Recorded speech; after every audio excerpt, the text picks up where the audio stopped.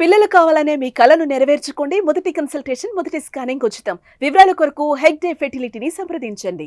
ఆంధ్రప్రదేశ్లో ఉప ముఖ్యమంత్రి పవన్ కళ్యాణ్ జోరుగా గిరిజన ప్రాంతాల్లో పర్యటన జరిపారు. అలాగే రాష్ట్ర ప్రభుత్వం పక్షాన ఎక్కడికక్కడ పాడైపోయినటువంటి రహదారుల్ని పునర్వ్యవస్థీకరించే పనిని శరవేగంగా నిర్వహిస్తున్నట్టుగా చెప్పారు. అసలు ఇక్కడ జరిగినటువంటి ప్రణాళికాబద్ధమైనటువంటి అభివృద్ధి విషయంలో డిప్యూటీ సీఎం ఏం చెప్పారు, దానికి తగ్గట్టుగా ఆయా ప్రాంతాలు డెవలప్ అవుతూ వస్తున్నాయి. ఈ అంశాన్ని విశ్లేషించేటువంటి ప్రయత్నం చేద్దాం.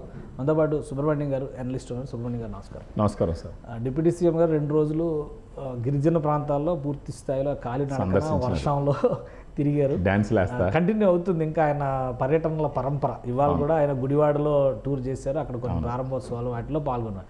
అసలు ఏంటి రహదారి వ్యవస్థ అనేది ఆంధ్రప్రదేశ్లో ఎన్నికల ముందర ఒక బలమైనటువంటి ఎజెండాగా మారింది. జనసేన పార్టీ అయితే వాటిపైన ఏకంగా ఫోటో ఉద్యమం కూడా చేసింది. సోషల్ మీడియాలో పోస్టులు పెట్టించి ఫోటోలు తీసి మరి.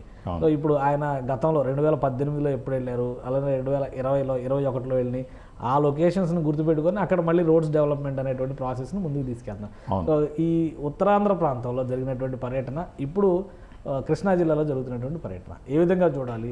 ఇచ్చిన హామీలు నెరవేర్చేటువంటి క్రమంలో కూటమి ప్రభుత్వం ఎలా ముందుకు వెళ్తుంది? ఇప్పుడు పవన్ కళ్యాణ్ గారు మామూలుగా ఆయన అంతకు ముందర ప్రచారానికి వెళ్ళినప్పుడు సార్ ఆయన కలచి వేసినటువంటి విషయం ఏంటంటే, ప్రత్యేకించి అల్లూరు సీతారామరాజు జిల్లాలో ఆ విశాఖపట్నం అక్కడ ఆ డోలీల్లో ఒక ఆడకూతుర్ని గర్భవతిగా ఉన్నప్పుడు తీసుకుపోవడం, చనిపోవడం, అది బాగా ఆయనకి మనసులో నాటుకుపోయింది గట్టిగా.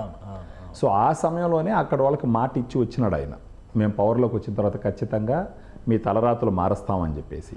అది కాకుండా ఇప్పుడు ఏదైనా ఒక ప్రాంతం అభివృద్ధి చెందాలి అని అంటే రహదారులు కరెక్ట్గా ఉండాలి. ఆ ప్రాంతాన్ని ప్రత్యేకించి గిరిజన ప్రాంతాలు ఇక్కడున్న బయట ఉన్నటువంటి నగరాలతో కనెక్టివిటీ ఉంటేనే వాళ్ళ ఆలోచనలో మార్పు వస్తుంది, నాగరికత మారుతుంది. అదే కాకుండా అక్కడ ఉన్నటువంటి పర్యాటక రంగం కూడా అభివృద్ధి చెందుతుంది. ఇవన్నీ చెందడం వల్ల వాళ్ళ తలరాతులు మారుతాయి, వాళ్ళ జీవన ప్రమాణాలు మారుతాయి. ఈ 6 నెలలు అయింది ఇప్పటికీ ఈ ప్రభుత్వం వచ్చి. మనకు తెలిసిన విషయమే, ప్రత్యేకించి జనసేన పార్టీ ఎలక్షన్స్కు ముందర కొన్ని దగ్గరలో పవన్ కళ్యాణ్ గారు ఆయన సొంత డబ్బులు పెట్టే రోడ్లు వేసినటువంటి సిచ్యువేషన్. సో అంటే రోడ్లుని బాగా మార్చి ప్రయాణ సౌకర్యాలు ఇంప్రూవ్ చేయాలన్న పాయింట్ పవన్ కళ్యాణ్ గారి మనసులో చాలా స్ట్రాంగ్గా నాటుకుపోయింది బిఫోర్ ఎలక్షన్స్. తర్వాత ఇంకా ఆయనకు వచ్చినటువంటి విక్టరీ ఇంకా ఆయన బాధ్యత నెరవేర్చుకోవాలని చెప్పేసి ఒక్కొక్కటిగా మొదలుపెట్టినాడు. ప్రత్యేకించి అల్లూరు సీతారామరాజు జిల్లాలో 105 కోట్లతో ఈ రోడ్ల శంకుస్థాపనకి ఆయన వెళ్ళి వాటన్నింటినీ శంకుస్థాపన చేయడం, కొన్ని దగ్గరలో కన్స్ట్రక్షన్ పూర్తయిన దగ్గర దాని నాణ్యతని చెక్ చేయడం, ఆయనే కూర్చొని లోడి ఇది కరెక్ట్గా వేసినారా లేదా, క్వాలిటీ ఉందా లేదా అనేటువంటి పరీక్షలు చేయడం. ఆయన అన్న పాయింట్ ఏంటంటే సార్, స్వతంత్రం వచ్చి 70 సంవత్సరాలు అయినా కూడా ఈ డోలీ మోతలు తగ్గలేదు, ఈ గోల తగ్గలేదు. సో డోలీ రహిత ఆంధ్రప్రదేశ్ని చేయడం ముఖ్యం. సో ఆయన పాయింట్ ఆఫ్ వ్యూలో ఆయన ఏమంటారంటే, ఈ గిరిజన ప్రాంతాల్లో రహదారులు ఇంప్రూవ్ అవ్వాలి. రహదారులు ఇంప్రూవ్ అయితే పర్యాటక రంగం అభివృద్ధి చెందుతుంది. దాంతో పాటు ఎలక్ట్రిసిటీ, అక్కడ ఉన్న స్కూళ్ళు, ఆ తర్వాత అక్కడున్న యువకులకి నైపుణ్య శిక్షణ, ఇవన్నీ ఇస్తే గనక వాళ్ళ జీవితాల్లో వెలుగు వస్తుంది. వాళ్ళు ప్రత్యేకించి గంజాయిని సాగుని తగ్గించాలా, దాన్ని ఆపాలి అని అంటే వాళ్ళకి వేరే ఆదాయ మార్గాలు ఎతికి పెట్టాలా. సో ఆ రకంగా ఆయన అల్లూరు సీతారామరాజు జిల్లాకి వెళ్ళి ఆయన చెప్పిన మాట ఏంటంటే, ఇది అల్లూరు సీతారామరాజు గారు పుట్టి పెరిగినటువంటి నేల, ఈ నేలకు రావడం నాకు అదృష్టంగా ఉందని చెప్పడం. దాని తర్వాత ఆయన వచ్చేసి చంద్రబాబు నాయుడు గారితో మాట్లాడుతూ అప్పుడు ఇంచుమించు 2000 గ్రామాలకి రోడ్లు మనం నిర్మించాలని చెప్పినప్పుడు దాని బడ్జెట్ ఆల్మోస్ట్ వచ్చేసి 3000 చిల్లర కోట్లు అవుతుంది అని చెప్పిన తర్వాత, నిధులు కొరత ఉన్నప్పటికీ ఈయన తీసుకున్న చొరవతో మన చంద్రబాబు నాయుడు గారు వచ్చేసి ఇమ్మీడియట్గా 350 కోట్లతో పనులు ప్రారంభించండి అని చెప్పడం జరిగింది. తర్వాత ప్రధానమంత్రి జన్ ధన్ పథకం కింద 100 మంది ఉన్న ప్రతి గ్రామానికి రోడ్లు వేయొచ్చు అన్నది దాని ఉద్దేశం. ఇక్కడ అదే పాయింట్ ఏంటంటే, ఇప్పుడు అరకు వ్యాలీ రోడ్డు కూడా మనం చూస్తున్నటువంటి దృశ్యాల్లో అటువైపు జనాభా జనసమ్మర్దం చాలా తక్కువ. అవును. ఇప్పటి వరకు ఎందుకు ప్రొజెక్ట్ చేయలేదు అంటే, చాలా రాష్ట్ర ప్రభుత్వాలు దానిపైన ఫోకస్ పెట్టడానికి పెట్టకపోవడానికి ప్రధానమైన కారణం అక్కడ ఓటర్లు తక్కువ. అవును. సో అందుకని ఇవన్నీ కూడా నిర్లక్ష్యానికి గురైనటువంటి ప్రదేశాలు. ఇప్పుడు అక్కడ కోట్ల రూపాయలు ఖర్చు పెట్టి రోడ్లు, రహదారులు, మౌలిక వసతుల కల్పన అనేది బాధ్యతగా తీసుకుంటున్నారు. సో ఈ ఓటు బ్యాంకు రాజకీయాలకి ఇది ఒక రకంగా చెక్ పెట్టేటువంటి అంశంగా చూడొచ్చా? అంటే పవన్ కళ్యాణ్ గారు కేవలం ఓట్ల కోసం పనిచేసే వ్యక్తి కాదు కదా సార్. ఆయనకు ఓట్లు ఉన్నా లేకపోయినా పనిచేసినటువంటి వ్యక్తి. వాళ్ళు బాధ్యతగా ఓట్లు వేసినప్పుడు ఆయన బాధ్యత ఇంకా రెట్టింపు అయింది. ఆయన చెప్పడం కూడా జరిగింది, మీరు మార్పు రావాలని 6 నెలల క్రితం ఒక నిర్ణయం తీసుకున్నారు, సో నేను వచ్చి మాట ఇచ్చిన ప్రకారం మీకు ఈ రోడ్ల పనిని పూర్తి చేసి మీ జీవితాల్లో వెలుగులు నింపాలని చెప్పి చూస్తున్నాను, ఇది ఓట్ల కోసం చేసే పని కాదని చెప్పి చెప్పడం జరిగింది. ఇప్పుడు ఆయనకి ఎంత అక్కర లేకపోతే చంద్రబాబు నాయుడు గారితో మాట్లాడి 350 కోట్లతో పనులు మొదలు పెట్టండి, మళ్ళీ జనవరిలో కేంద్ర ప్రభుత్వం నుంచి ఇంకొక 250 కోట్లు వస్తుంది. సో ఆ రకంగా సంవత్సరానికి 350 కోట్లు స్టేట్ గవర్నమెంట్ నుంచి, తర్వాత జన్ధన్ పథకం నుంచి, సెంట్రల్ గవర్నమెంట్ నుంచి, మళ్ళీ ఇతరత్రగా ఏ విధంగా నిధులు సేకరించవచ్చు అని ప్లాన్ చేసి అక్కడ రోడ్లన్నీ పూర్తి చేసి వాళ్ళ జీవితాల్లో ఒక వెలుగు నింపాలన్న ప్రయత్నం ఒకటి. తర్వాత తిరిగి వస్తూ కూడా అనంతగిరి మండలంలో అక్కడ ఒక స్కూల్లో ఆయన వెళ్ళి స్టూడెంట్స్తో మాట్లాడేటప్పుడు అక్కడ ఉన్న వాళ్ళు ఈ సీలింగ్ పాడైపోయింది, ప్రహరీ గోడ లేదు, ఇక్కడ అంగన్వాడీ స్కూల్ లేదన్నప్పుడు ఆయన వాళ్ళకి ఇచ్చిన మాట ఏంటంటే పవన్ కళ్యాణ్ ట్రస్ట్ ద్వారా చేయిస్తాను దీన్ని అని చెప్పేసి ఆయన ట్రస్ట్ నుంచి మాట ఇవ్వడం జరిగింది. మరి అలా మాటిచ్చి ఖచ్చితంగా ఇప్పుడు వాళ్ళందరికంటే మీరు అన్నట్టు ఏంటంటే ఇంతకు ముందర ప్రభుత్వంలో అక్కడ ఓట్లు శాతం తక్కువ కాబట్టి, ఓట్లు వేసే జనాలు తక్కువ కాబట్టి తరాలు తరబడి ఏం చేసినారు, బాగా వాటిని నెగ్లెక్ట్ చేసినారు. ఈయన ఏంటంటే అక్కడ పర్యాటకం డెవలప్ చేయొచ్చు, ఇంకొక పని కూడా చేసినాడు, అక్కడే దొరికే ఈ వస్తువులు ఉంటాయి కదా సార్ అక్కడ గిరిజన ఉత్పత్తులు, వాటిని కూడా ఈయన సొంత డబ్బులు ఇచ్చి కొనడం జరిగింది. సో దీనివల్ల 2 అవుతాయి సార్. ఒకటి, ఈయన ఇచ్చిన మాట ప్రకారం అక్కడికి పోయి వాళ్ళందరి జీవితంలో కొంచెం వెలుగు నింపడం, వాళ్ళతో ఆడడం, నేనున్నాను మీకు అని చెప్పేసి ఒక భరోసా ఇవ్వడం. తర్వాత వాళ్ళు పడుతున్న కష్టాలు, ఇంతకు ముందర ప్రభుత్వాలు వహించినటువంటి నిర్లక్ష్యాన్ని ప్రజలకు తెలిసే విధంగా చెప్పాలి. ఇప్పుడు ఇంకొకటి, ఈరోజు కూడా కంకిపాడు నుంచి గొడవరు వెళ్ళేటువంటి రహదారికి సంబంధించి ఆయన ఎప్పుడో 2019లో 2021లోనే హామీ ఇచ్చారు, ఎన్నికల ముందర జరిగినట్టు. ఇప్పుడు దాన్ని మనరేగా నిధులు 3 కోట్లు కేటాయించి, ఇంకో దగ్గర 75 కోట్లు కేటాయించి రోడ్ల నిర్మాణం, అంటే కంకిపాడు, తోటలూరు మండలాలకు చెందినటువంటి 20,484 మంది ప్రజలకి సమస్య తీర్చేటువంటి రహదారి వ్యవస్థ. సో పూర్తిగా రహదారి వ్యవస్థల నిర్మాణం, మౌలిక వసతుల కల్పన, అంటే గ్రామీణాభివృద్ధి పంచాయతీరాజ్ శాఖ ఆయనది కాబట్టి గ్రామాల కనెక్టివిటీ బాధ్యత మొత్తం ఇప్పుడు పవన్ కళ్యాణ్ గారు భుజం మీద వేసుకున్నారు. అక్కడ వాటర్ సప్లై కానీ, డ్రింకింగ్ వాటర్ కూడా ఆయన, కరెంట్ కానీ, గ్రామీణ తాగునీటి గుడివాడలో చేసినారు సార్ ఫిల్టర్స్. గుడివాడలో ఇవాళ ఫిల్టర్ల ఓపెనింగ్ కూడా ఆయన శంకుస్థాపనలు చేశారు. అక్కడ water testing, water quality testing చేసినాడు, ఈ శంకుస్థాపనలు చేశారు. ఇవన్నీ కూడా గ్రామీణాభివృద్ధి పరిధిలోకి వచ్చేటువంటి విభాగాలు కాబట్టి పవన్ కళ్యాణ్ గారు ఎప్పుడైతే ఎన్నికల ముందర హామీలు ఇచ్చారో వాటన్నింటినీ మళ్ళీ వెతుక్కుంటూ ఎక్కడెక్కడ హామీలు ఇచ్చారో అవన్నీ ఫుల్ఫిల్ చేసుకుంటూ వస్తున్నారు.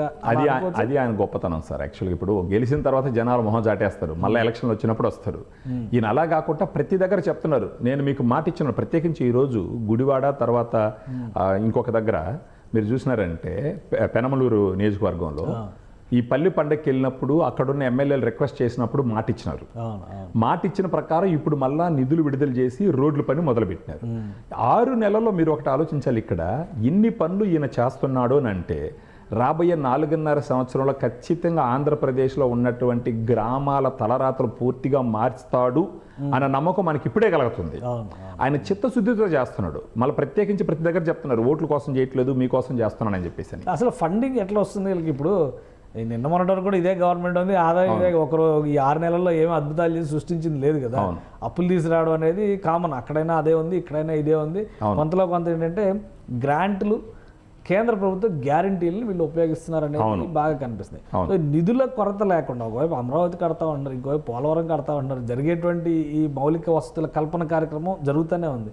గతంలో లేనిది ఇప్పుడు ఏముంది? ఎందుకు ఈ 6 నెలల్లో ఈ పనులన్నీ కూడా అసలు ఇప్పటివరకు వినలే కదా. రోడ్లు వేసేటువంటి కార్యక్రమం పైన విపరీతమైన నెగిటివ్ వచ్చినా కానీ డోంట్ కేర్ అన్నట్టుగా, మీకు పథకాలు కావాలా, రోడ్లు కావాలా అడగండి, ఎమ్మెల్యేలు డైరెక్ట్ ఏది కావాలో మీరు చెప్పండి అని ఎమ్మెల్యేలు డైరెక్ట్ గా ఛాలెంజ్లు ఇస్తారు. సో ఇప్పుడు ఎక్కడి నుంచి వస్తుంది ఇదంతా ఫండింగ్? అదేదో అంటే కదా సార్, ఇప్పుడు మనసుంటే మార్గం ఉంటుంది అన్నట్టు గత ప్రభుత్వంలో ఇవన్నీ పట్టించుకోలేదు యాక్చువల్గా. అవన్నీ చాలా ఎందుకంటే పంపకాలు ఇంపార్టెంట్ అనుకున్నారు అప్పుడు వాళ్ళు. అంతే ఓన్లీ జనాలకి వేసేస్తే ఓట్లు వేసేస్తారు, మిగతా ఎట్టపోయినా మనకి ఇబ్బంది లేదు అనుకున్నారు. కానీ వీళ్ళు అలా కాదు కదా సార్. వీళ్ళు ఏంటంటే అంటే మనం చేసే పని తరాల పాటు గుర్తుండిపోవాలా, వాళ్ళు మనల్ని గుర్తుపెట్టుకోవాలా అనేసి ఒక ఆలోచన ధోరణిలో వెళ్తున్నారు. ఇప్పుడు మీరు చూసినారంటే కూడా చాలా క్లవర్గా పోర్ట్ఫోలియోలు పంచుకున్నారు వీళ్ళు. మీరు చూసినారంటే పవన్ కళ్యాణ్ గారు మనసుకి, ఆయన హార్డ్ వర్క్ నేచర్కి, అవసరమైతే ఆయన సొంత డబ్బులు పెట్టి ఆ స్కూల్కి నేనే సొంత డబ్బులు పెట్టి, ఇప్పుడు గవర్నమెంట్లో ఆల్రెడీ ఉన్నప్పుడు ఎవరు కూడా ఏం చేస్తారు, గవర్నమెంట్ దగ్గర నుంచి తీసే ఖర్చు పెట్టాలని చూస్తారు. పొలిటీషియన్స్ ఎక్కడ చూడండి వస్తూ ఈ స్కూల్కి మరమ్మతులు, ఈ సీలింగ్ మార్పిస్తాను, ప్రహరీ గోడ పవన్ కళ్యాణ్ ట్రస్ట్ నుంచి చేపిస్తానని చెప్పినాడంటే దట్ షోస్ ఆయనకి జనాల మీద ఎలాంటి అభిమానం ఉండదని చెప్పేసి. ఇంత మనసున్న వ్యక్తికి మన చంద్రబాబు నాయుడు గారు ఈ శాఖలు ఇవ్వడం అన్నది ఒక స్ట్రాటజిక్ మూవ్, మన ఆంధ్రప్రదేశ్ అదృష్టం. అటుపక్క నారా లోకేష్ గారు విద్య, ఐటీ, ఓటన్నిటికి సంబంధించి ఆయన ప్రతి ఒక్క మనిషికి ఒక స్వభావం, ఒక నైపుణ్యం ఉంటుంది సార్. పవన్ కళ్యాణ్ గారికి ఉన్న స్వభావం మనసుల కోసం ప్రాణాన్ని ఇచ్చేస్తాడు. ఆయనకున్న నైపుణ్యం జనాల్ని మనసుతో మాట్లాడతాడు, నోటితో మాట్లాడ్డా ఆయన. అక్కడికి వెళ్ళినప్పుడు ఎవరో మొన్న ఇక్కడికి అల్లూరు సీతారామరాజు గారు జిల్లాకి వెళ్ళినప్పుడు మీకు గుడి కడతామంటే, అరే బాబు నాకు గుడి లేదు, బడి కట్టండి రా అన్నాడు. అవును, ఇంకెవరినైతే పేర్లు చెప్పి విగ్రహాలు పెట్టించుకుంటారు ఏకంగా. ఓజీలు నన్ను పని చేసుకుని కొంచెం అవన్నీ ఉంటాయి. దానికి ఇంకో మాట కూడా అన్నాడు, అరే మీరు సినిమాలు చూడటానికి వెళ్ళాలన్నా రోడ్లు ఉండాలరా బాబు, నన్ను రోడ్లు టెస్ట్ చేయనండి, నన్ను ఇబ్బంది పెట్టబాకండి అని చెప్పేసి చెప్పడం జరిగింది. సో ఈయనకి ఇవ్వాల్సినవి ఇవ్వడం. మీరు అప్పుడు వరదలు వచ్చినప్పుడు కూడా చూసినారు విజయవాడలో, పంచాయతీలకి 4 కోట్ల రూపాయలు 400 పంచాయతీలకి ఆయన సొంత డబ్బులు ఇచ్చినాడు. సో ఇలాంటి ఒక వ్యక్తి ఉండడం అన్నది ఇప్పుడు ఆంధ్రప్రదేశ్లో ఖచ్చితంగా ఏదో అమావాస్య పోతే పౌర్ణమి వస్తుంది అంటారు చూడండి, అట 5 సంవత్సరాలు అమావాస్య పోయిన తర్వాత పౌర్ణమి వచ్చింది కానీ చూడాలి ఇప్పుడు మనం. సో పవన్ కళ్యాణ్ గారు ఇప్పుడు మీరు చూడండి, ఎడతెరిపి లేకుండా ఆయనకు టైం దొరికిందంటే తిరుగుతూనే ఉంటాడు. ఆయన అంటున్నాడు, నేను ఆఫీస్లో ఉన్నా కానీ మీ గురించి ఆలోచిస్తాను. ఇప్పుడు చంద్రబాబు నాయుడు గారిని నిధుల కొరతలు ఉన్నప్పటికీ 350 కోట్లతో పని మొదలుపెట్టు అనేసి చంద్రబాబు నాయుడు గారి దగ్గర ఒప్పించినాడు అని అంటే, ఇంకొక 250 కోట్లు సెంట్రల్ గవర్నమెంట్ నుంచి జనం నుంచి తెస్తున్నాను అని అంటే, ఇలాంటి పనులు ఇంతకు ముందర కూడా చేసి ఉండొచ్చు. అది వాళ్ళ లీడర్షిప్ ఫోకస్లోనే లేదు అది. సో ఈ డిఫరెన్స్ని ఆంధ్రప్రదేశ్లో ఉన్న ప్రతి ఒక్క ఓటరు గమనించాలి. యాక్చువల్గా పార్టీలకు అతీతంగా ఈరోజు ఇక్కడ మన గుడివాడ కానీ, పెనమలూరు కానీ, అక్కడికి అంటే ఎక్కడెక్కడ మాట ఇచ్చినాడో అక్కడికి నిధులు ఇచ్చి, ఇంకా 6 నెలలు అయింది, ఇంకా చాలా టైం ఉంది. అదే చెప్తున్నా, 6 నెలల్లో ఎంత చేసినాడు అని అంటే, రాబోయే 4.5 సంవత్సరంలో నాకు తెలిసి ఆంధ్రప్రదేశ్లో కొండల్లో, అడవుల్లో ఎక్కడ చూసినా సరే రహదారులు సమస్య లేకుండా ఖచ్చితంగా చేస్తాడని అనిపిస్తుంది. ఇప్పుడు అంటే అన్నం అంతా చూడబడలేదు, మెతుకు పట్టుకుంటే తెలుస్తుంది ఉడికిందా లేదా అని చెప్పడానికి ఈయన ఇప్పుడు అవలంబిస్తున్నటువంటి విధానాన్ని గమనించినామంటే ఖచ్చితంగా తొందరలో ఆ కనెక్టివిటీ, ప్రత్యేకించి నీళ్లకు సంబంధించి ఇప్పుడు గుడివాడలో ఆ ఫిల్టర్లు ఇవ్వడం అయితే, రూరల్ డ్రింకింగ్ వాటర్ సప్లై కూడా పవన్ కళ్యాణ్ గారి శాఖే. గ్రామీణ తాగునీటి సరఫరా, రక్షిత నీటి ఆయనే చూడాలి. ఎందుకంటే కేంద్ర ప్రభుత్వం జల్ జీవన్ మిషన్ తీసుకొచ్చింది కదా. అవును, ఆ జల్ జీవన్ మిషన్ని కనెక్ట్ చేసి, లాస్ట్ టైం గవర్నమెంట్ చేసిన మిస్టేక్ అదే కదా, 14,000 కోట్లు శాంక్షన్ అయితే కూడా వాళ్ళు 2,000 కోట్లు 3,000 కోట్లు వాడినారు, ఖర్చు పెట్టింది కూడా నిరుపయోగం అని చెప్పని చెప్పారు కదా. సో వాటిని అన్నింటినీ కూడా ఇప్పుడు రెక్టిఫై చేసుకుని ముందుకెళ్తున్నట్టుగా. అంటే ఒక్కొక్క ఆలోచన విధానం సార్ అది. ఇప్పుడు ఆలోచన విధానం పూర్తిగా వేరు. అది కాకుండా సెంట్రల్ గవర్నమెంట్తో పవన్ కళ్యాణ్ గారికి ఉన్న సంబంధాలు కూడా, ఇప్పుడు వాళ్ళు ఏదో చెప్తున్నారు, పంచాయతీరాజ్ శాఖకు సంబంధించి, జలజీవన్కి దానికి సంబంధించి బడ్జెట్స్ లిమిట్స్ ఉండవంట. ఎంత అవసరమైనా సరే సెంట్రల్ గవర్నమెంట్ ఖర్చు పెట్టేటువంటి సిచ్యువేషన్ అంట. సో ఇవ్వాల్సిన బాధ్యత ఇక్కడ ఉన్న యంత్రాంగాన్ని, ఇక్కడ ఉన్న వాళ్ళకి ఇచ్చి ఆ తీసుకొచ్చిన ఫండ్స్ ప్రాపర్గా యూజ్ చేసి మళ్ళీ వాళ్ళకి రిపోర్ట్ సబ్మిట్ చేసి మళ్ళీ తీసుకొచ్చి వాడాలా.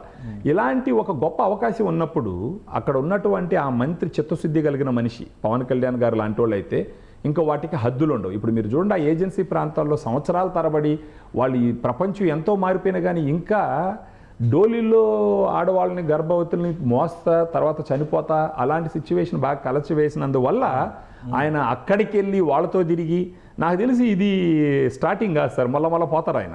చెప్పారు కదా, డోలీ రహిత ఆంధ్రప్రదేశ్ చేసేదాకా నిద్రపోనని అక్కడ వాళ్ళతో పోయేసి, మీరు ఒక గొప్ప ప్రదేశంలో నుండి చెప్పడానికి మిమ్మల్ని చూస్తే నాకు అసూయ కలుగుతుంది. జనరల్గా నేను అసూయపడ్ను, మీరు ఈ ప్రకృతి ఒడిలో చాలా హ్యాపీగా ఉన్నారు అండ్ వాళ్ళందరికీ ఐ లవ్ యూ అని చెప్పడం అంటే ఆయన మనసులో ఆ విధంగా, అంటే వాళ్ళంటే అంత ఇష్టం. ఇప్పుడు ఏదైనా ఒక పనిని ప్రేమించిన, మనుషుల్ని ప్రేమించిన, ఆ నాయకులు ప్రవర్తించే ప్రవర్తన, చేసే పనులు కంప్లీట్గా డిఫరెంట్గా ఉంటాయి. అలా కాకుండా నాకేదో ఓట్లు వేసినారు, ఏదో కొంత ఇచ్చినా, కొంత కమర్షియల్ యాంగిల్లో చూస్తే కొంత ఇచ్చిన, కొంత ఓట్లు వేసారు, గెలిచిన తర్వాత ఎంత సంపాదించారంటే ఇంకో రకంగా ఉంటాయి. సో ఆ రకంగా ఇప్పుడు నాకు తెలిసి ఆంధ్రప్రదేశ్ చరిత్రలో ఇప్పుడు శకం, ప్రత్యేకించి పవన్ కళ్యాణ్ గారి శకం ఒక గోల్డెన్ శకం అని అనుకునేదానికి కూడా అవకాశాలు ఉన్నాయి తొందరలో, 6 నెలల్లో జరుగుతున్న పరిస్థితులు చూస్తే మనం. రైట్. థ్యాంక్ యూ సుబ్రహ్మణ్యం గారు విశ్లేషణ అందించినందుకు. ఇది ఆంధ్రప్రదేశ్ ఉప ముఖ్యమంత్రి గ్రామాన పర్యటనలు చేయడం, గతంలో ఇచ్చినటువంటి హామీలు, అలానే పల్లె పండుగలో తీసుకున్నటువంటి నిర్ణయాలు, వీటికి అనుగుణంగా కేంద్ర ప్రభుత్వం నుంచి రాష్ట్ర ప్రభుత్వం నుంచి నిధులు తీసుకొచ్చి అక్కడ అభివృద్ధి కార్యక్రమాల నిర్వహణ, వీటిని ప్రధాన ఎజెండాగా పెట్టుకున్నారు. ఈ క్రమంలోనే గిరిజన గ్రామాల పర్యటన పూర్తయింది. ప్రస్తుతం మైదాన ప్రాంతాల్లో, ప్రధానంగా కృష్ణా జిల్లాలో జరుగుతున్నటువంటి తాగునీటి పథకాలు, రహదారుల నిర్మాణ పథకాలపైన ఆయన ఫోకస్ పెట్టారు. రాబోయే రోజుల్లో కూడా, అంటే రాబోయేటువంటి మరి 6 నెలల కాలంలో ఇచ్చినటువంటి హామీల మేరకు రహదారి వ్యవస్థని, తాగునీటి సరఫరా వ్యవస్థని మరింత బలోపేతం చేసే దిశగా పవన్ కళ్యాణ్ ప్రణాళికలను సిద్ధం చేసుకున్నట్టుగా విశ్లేషిస్తున్నారు సుబ్రహ్మణ్యం గారు. ఇది special discussion. Keep watching. Suman టీవీలో మీ పర్సనల్ అండ్ బిజినెస్ ప్రమోషన్స్ కోసం కింది నెంబర్కి కాంటాక్ట్ చేయండి.